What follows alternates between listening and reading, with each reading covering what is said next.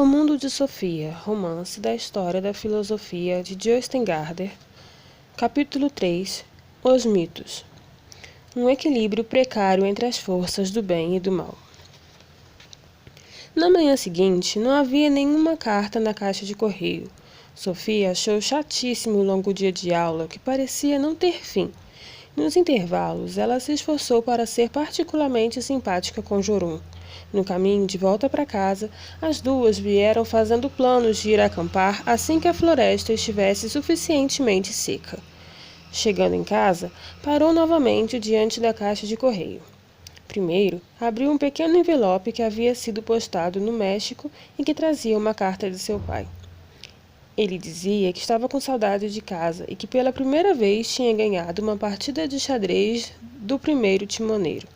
No mais, ele já tinha lido quase todos os 20 quilos de livros que havia levado consigo depois das férias de inverno.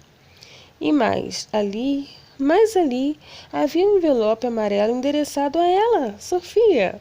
Sofia deixou em casa a mochila e a correspondência e correu para o esconderijo. Tirou do envelope outras páginas datilografadas e começou a ler. A visão mitológica do mundo. Olá, Sofia. Temos muita coisa pela frente, por isso é bom começarmos logo. Por filosofia, entendemos uma forma completamente nova de pensar, surgida na Grécia por volta de 600 a.C. Antes disso, todas as perguntas dos homens haviam sido respondidas pelas diferentes religiões. Essas explicações religiosas tinham sido passadas de geração para geração através dos mitos. Um mito é a história de deuses e tem por objetivo explicar por que a vida é assim como é. Ao longo dos milênios, espalhou-se por todo o mundo uma diversificada gama de explicações mitológicas para as questões filosóficas. Os filósofos gregos tentaram provar que tais explicações não eram confiáveis. A fim de entendermos o pensamento dos primeiros filósofos, precisamos entender primeiro o que significa ter uma visão mitológica do mundo. Vamos tomar, por exemplo, algumas concepções mitológicas aqui mesmo do norte da Europa. Não há necessidade de irmos muito longe para mostrar o que queremos. Na certa, você já ouviu falar de Thor e de seu martelo. Antes de o cristianismo chegar à Noruega, acreditava-se aqui no norte que Thor cruzava os céus numa carruagem puxada por 2 bodes, e quando ele agitava seu martelo, produziam-se raios e trovões. A palavra trovão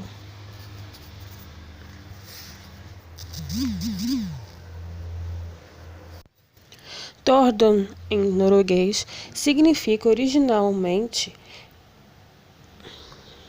o rugido de Thor. Em sueco, a palavra para trovão é öska, na verdade asaka, que significa a jornada dos deuses no céu. Quando troveja e relampeja, geralmente também chove, e a chuva era vital para os camponeses da era dos vikings. Assim, Thor era adorado como deus da fertilidade. A resposta mitológica à questão de saber por que chovia era, portanto, a de que Thor agitava seu martelo. E quando caía a chuva, as sementes germinavam e as plantas cresciam nos campos.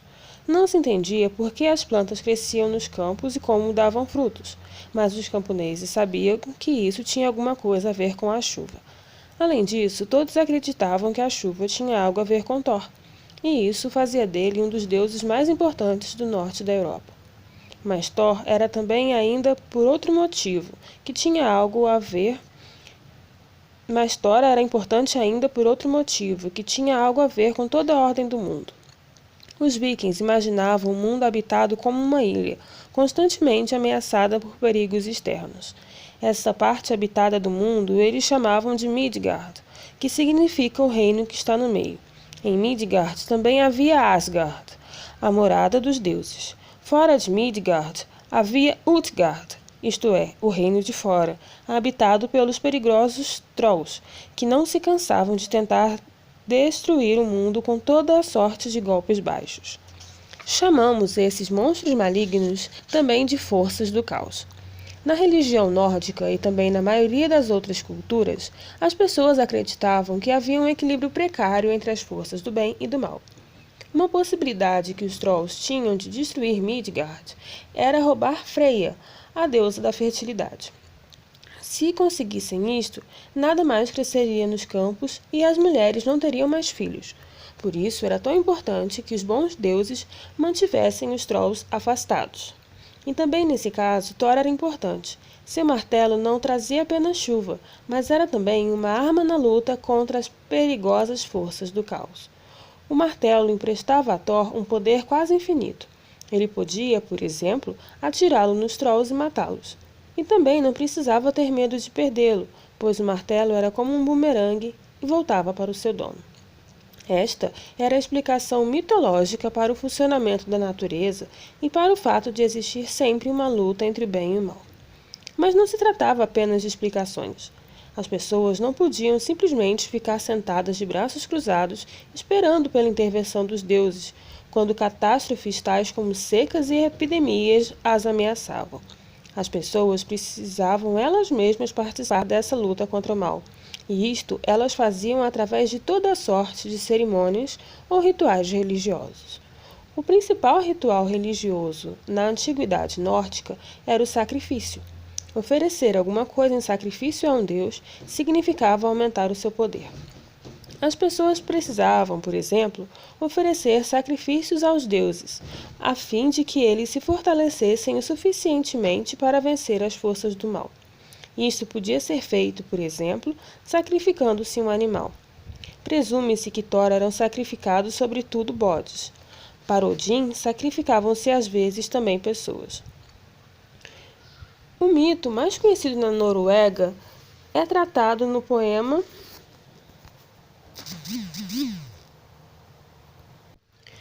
Trimskveda.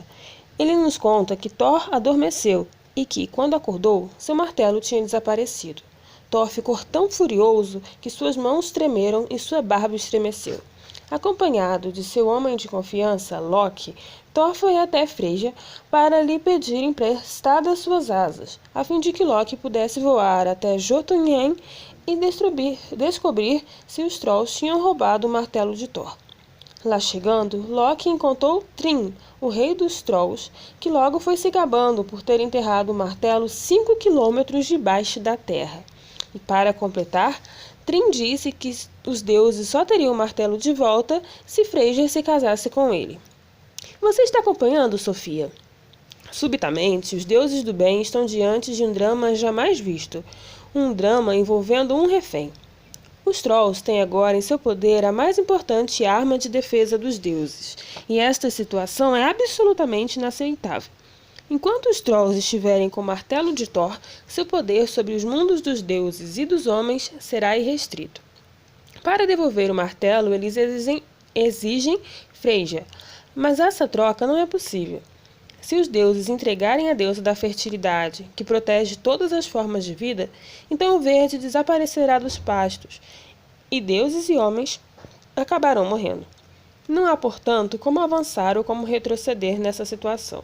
Para você entender o que estou dizendo, imagine um grupo terrorista que ameaça explodir uma bomba atômica no centro de Londres ou de Paris, caso suas perigosas exigências não sejam cumpridas. Continuando, o mito nos diz que Loki volta para Asgard e pede a Freyja que se enfeite de noiva, pois ela terá de se casar com um troll. Infelizmente. Freyja fica furiosa e diz que se ela se casar com um troll, as pessoas vão pensar que ela é louca por homens.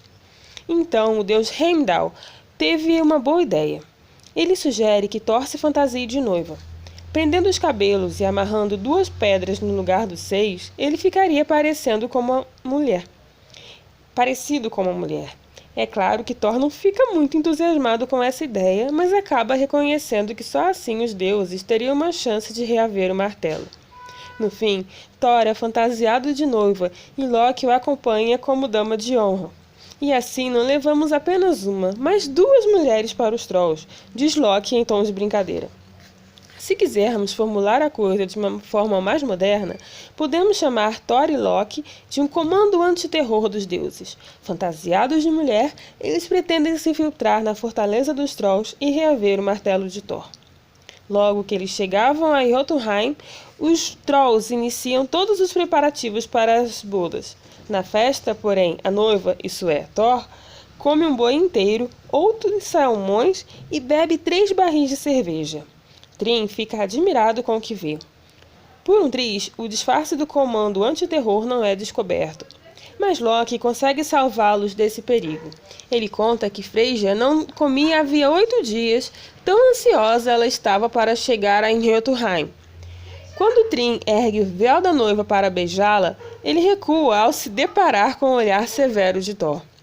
Mas também dessa vez, Loki consegue contornar a situação. Ele conta que a noiva havia 7 noites não conseguia dormir de alegria com o casamento. Então, Trin ordena que tragam um martelo e que ele seja colocado no colo da noiva durante a cerimônia de casamento. Conta o mito que quando Thor viu o martelo no seu colo, ele deu uma boa risada. Primeiro matou Trin e depois todos os outros Trolls de Jotunheim. E assim, o terrível drama envolvendo um refém teve um final feliz. Mais uma vez, Thor, ou Batman, ou James Bond dos deuses, tinha vencido as forças do mal. Bem, acho que podemos parar por aqui com a história do mito, Sofia. Mas o que será que esse mito em particular realmente quer nos dizer? É claro que ele não foi escrito em versos apenas para divertir. Também este mito quer explicar alguma coisa. E aqui vai uma explicação possível. Quando a seca assolava uma região, as pessoas precisavam de uma explicação para a total ausência de chuva. Não seria porque os Trolls tinham roubado o martelo de Thor? Podemos imaginar também que este mito tenta explicar a alternância das estações do ano. No inverno, a natureza está morta, porque o martelo de Thor está em Jotunheim. Mas na primavera, Thor consegue reavê-lo. E assim, os mitos tentam explicar às pessoas algo que elas não conseguem entender. Mas as pessoas não se contentavam apenas com explicações como esta que acabamos de ouvir. Elas também tentavam participar desses acontecimentos tão importantes para suas vidas, e o faziam através de diferentes rituais religiosos, que guardavam uma relação com os mitos. Assim, podemos imaginar que no caso de uma seca ou de uma colheita ruim, as pessoas encenassem um drama que recontasse a história do mito. Talvez um homem da aldeia se fantasiasse de noivo usando pedras no lugar dos seios, a fim de reaver o martelo que estava em poder dos Trolls. Era esta forma que as pessoas viam de fazer alguma coisa para atrair chuva e fazer as sementes germinarem nos campos. Embora não saibamos exatamente como tudo acontecia, uma coisa é certa. Há muitos exemplos de outras partes do mundo que nos mostram que as pessoas encenavam um mito das estações do ano a fim de acelerar os processos naturais. O que fizemos foi apenas um breve passeio pelo mundo dos mitos nórdicos. Há inúmeros outros mitos sobre Thor e Odin, Frey e Freyja, Hod e Balder e muitas outras divindades. Visões místicas como estas existiam no mundo todo, muito antes de os filósofos começarem a questioná-las, pois os gregos também tinham a sua visão mitológica do mundo, quando surgiram os primeiros filósofos. Ao longo dos séculos, as histórias dos deuses foram sendo passadas de geração em geração. Na Grécia, os deuses eram chamados de Zeus e Apolo, Hera e Atena, Dionísio e Asclépio, Heracles e Hefaístos, apenas para citar alguns nomes. Por volta de 700 a.C., Homero e Hesíodo registraram por escrito boa parte do tesouro da mitologia grega. Isto levou a uma situação completamente nova.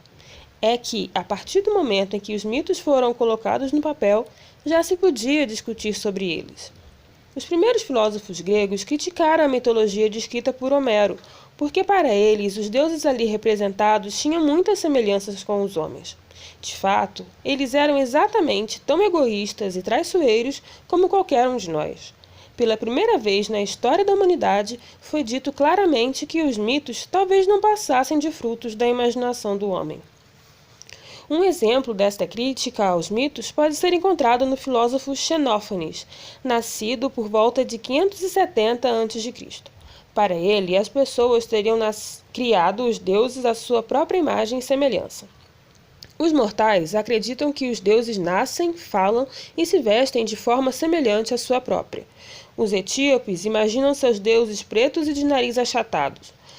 Os tracianos, ao contrário, os veem ruivos e de olhos azuis. Se as vacas, cavalos ou leões tivessem mãos e com elas pudessem pintar e produzir obras como os homens, eles criariam e representariam suas divindades à sua imagem e semelhança.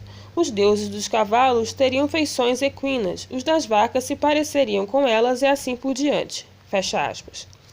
Nesta época, os gregos fundaram muitas cidades e estados na Grécia e em suas colônias no sul da Itália e na Ásia Menor. Nelas, os escravos faziam todo o trabalho braçal e os cidadãos livres podiam dedicar-se exclusivamente à política e à cultura. Sob tais condições de vida, o pensamento humano deu um salto. Sem depender de nada nem de ninguém, cada indivíduo podia agora opinar sobre como a sociedade devia ser organizada. Desse modo, um indivíduo podia formular suas questões filosóficas sem ter que, para isso, recorrer à tradição dos mitos. Dizemos que naquela época ocorreu a evolução de uma forma de pensar atrelada ao mito para um pensamento construído sobre a experiência e a razão. O objetivo dos primeiros filósofos gregos era o de encontrar explicações naturais para os processos da natureza. Sofia resolveu andar um pouco pelo jardim. Ela tentava esquecer tudo o que tinha aprendido na escola, principalmente o que tinha lido nos livros de ciência. Se ela tivesse crescido naquele jardim, sem saber qualquer coisa a respeito da natureza, o que seria a primavera para ela? Será que ela inventaria uma explicação para o fato de um belo dia de repente começar a chover? Será que ela daria asas à imaginação para explicar por que a neve derrete e o sol se levanta no céu? Sim, ela estava certa de que o faria, e imediatamente começou a inventar uma história. O inverno agarrou a terra com suas mãos geladas, porque o malvado Moriarty mantinha a bela princesa Siquita presa num frio calabouço. Certa manhã, porém, o valente príncipe Bravato veio e conseguiu libertá-la. Siquita ficou tão feliz que começou a dançar sobre os campos e prados, cantando uma canção que ela tinha composto durante seu cativeiro no frio calabouço. E a terra e as árvores ficaram tão enternecidas que toda a neve se desfez em lágrimas. Foi então que o sol apareceu no céu e secou todas as lágrimas. Os passarinhos passaram a imitar a canção de Siquita, e quando a bela princesa soltou seus cabelos loiros, algumas mechas douradas caíram no chão e se transformaram em belos lírios. Sofia achou que tinha inventado uma bela história. Se ela não conhecesse nenhuma outra explicação para a alternância das estações do ano, certamente teria acreditado na sua história. Ela entendeu, então, que as pessoas sempre tiveram necessidade de explicar os processos da natureza, que elas talvez nem pudessem viver sem tais explicações. E por causa disso inventaram os mitos, pois naquela época ainda não existia a ciência. Bom, assim termina o capítulo 3 do Mundo de Sofia. Deixe seu like se você gostou e se inscreva no canal para receber notificações dos próximos vídeos, dos próximos capítulos nesse canal. Até lá!